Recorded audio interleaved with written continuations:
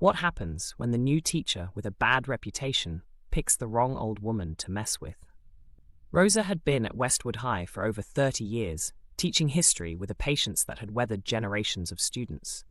She had seen trends come and go, watched bright-eyed kids turn into doctors, lawyers, and even teachers themselves. She had also seen troublemakers, bullies, and those who thought authority was theirs by right rather than by respect. But never had she met someone quite like Mr. Calloway. He had arrived just 2 weeks ago, already draped in whispers and rumors. A teacher who had been dismissed from 2 schools, though no one knew exactly why. A man who carried himself like he owned the place, walking through the halls with an air of entitlement, as if the decades of dedication and hard work of the other teachers meant nothing to him. He wasn't just arrogant, he was cruel in subtle ways, his voice dripping with condescension when he spoke to staff, his comments always just shy of outright insults. And now he had chosen her. Rosa had just finished grading a stack of papers when she heard the sharp knock at her classroom door. She looked up to see Calloway leaning against the frame, arms crossed, a smirk tugging at the corner of his mouth. "Mrs. Rosa," he said, deliberately leaving off her last name, as if she were just some old woman instead of a respected educator. "I hear you're the queen of this place." She set her pen down carefully.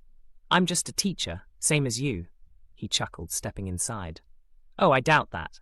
His eyes scanned the room, the walls lined with historical maps, old books, and pictures of students from over the years. "You've been here too long." Rosa arched an eyebrow. "Excuse me? I mean, isn't it time to retire? Leave some room for fresh ideas? I heard from a few students that your teaching style is outdated." A silence settled between them, thick and heavy. Rosa folded her hands over the desk.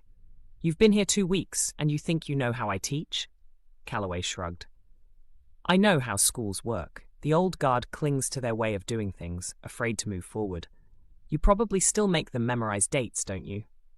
Rosa sighed, shaking her head. "You think history is just about dates?" "I think history should be rewritten by those who understand it better." Rosa looked at him for a long moment, her expression unreadable. Then she stood up slowly, her movements deliberate. "Mr. Calloway, let me tell you something. The real problem isn't old versus new. It's people who think they're smarter than everyone else, without taking the time to listen." Calloway's smirk didn't waver. "You can't teach an old dog new tricks, I suppose." She took a step closer, her eyes locking onto his. "And you can't teach a man who doesn't respect wisdom." That was the first encounter, but it wasn't the last. Over the next few days, he made his presence known.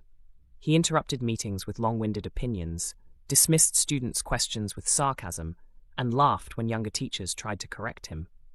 Rosa watched as the school adjusted to his presence, some teachers avoiding him altogether, others too polite to push back. But Rosa was not like the others. It happened one afternoon in the teacher's lounge. A few staff members sat scattered at tables, murmuring about their day. Rosa poured herself a cup of coffee, her back turned when she heard his voice behind her. "You know, Rosa, I don't get it." She didn't turn around. "What don't you get?" "You. Everyone tiptoes around you, like you're some kind of legend." He leaned against the counter beside her. "What's your secret?" "You bake cookies for the principal." A few teachers glanced up from their lunches, the tension in the air thick. Rosa stirred her coffee. "Respect," she said simply. Calloway snorted. "Please, you don't get respect just by sitting around for 30 years. She finally turned to face him, her calm gaze meeting his. "No, you earn it, something you wouldn't understand." His jaw tightened, but the smirk stayed. "You talk big, but at the end of the day, you're just an old woman with a stack of books. What are you going to do if I don't show you respect? Give me a detention?" Rosa sipped her coffee. "No, I'll just wait." "Wait for what?" Her words lingered in the air long after she had walked away. The moment came sooner than expected.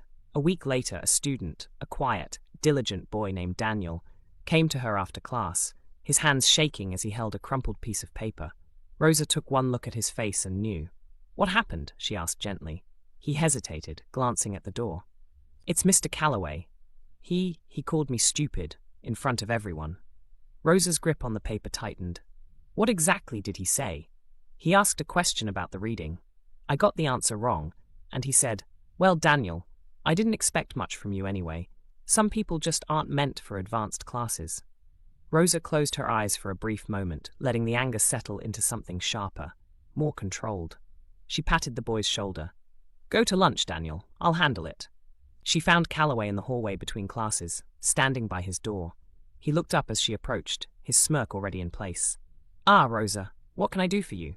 She stopped in front of him, her voice quiet but firm. "We need to talk." "About what?" "Daniel." Calloway rolled his eyes. "Oh, come on, the kid needs thicker skin.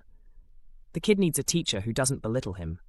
His smirk faltered for half a second before he recovered. "Oh, please, don't act like you've never been tough on students." "Tough isn't the same as cruel," she said, her voice like steel. "You humiliated him. It's not my fault if you're not fit to teach." That shut him up. For a moment he just stared at her, his arrogance flickering into something else, something less certain. "Excuse me?" Rosa stepped closer, her presence unwavering. "I've seen teachers like you before. You think power comes from making others feel small. You mistake fear for respect. But you'll learn the hard way that fear doesn't last." A few students passing by slowed, sensing something unusual in the air. Calloway glanced around, his posture stiff. "You're overreacting." Rosa smiled, a slow, knowing smile. "No, Mr. Calloway, I'm just getting started." By the next morning, the entire faculty knew what had happened. By the end of the week, the principal had received multiple complaints from students and parents. Rosa made sure each one was documented, compiled, and impossible to ignore. Calloway had built his reputation on intimidation, but he had underestimated the resilience of those he tried to diminish. The students spoke, and this time, someone listened. By the end of the month, Mr. Calloway was gone. No farewell, no ceremony, just an empty desk and a nameplate removed from the door. But Rosa knew that wasn't the end. The students still carried the weight of his words, his belittling, his erosion of their confidence. Daniel still hesitated before answering questions in class. Others still whispered about the fear he had instilled. The damage he left behind was not so easily erased. Fear lingered in the silences, in the averted gazes, in the flinches when a voice was raised. So Rosa didn't stop at Calloway's departure. She rewrote the narrative. She gave Daniel extra encouragement, making sure his voice was heard. She spoke up for students who had been silenced. She reminded every young mind in her classroom that they mattered, that they belonged. She introduced debates, open discussions, and creative projects, all designed to rebuild their confidence. When Daniel hesitated, she waited.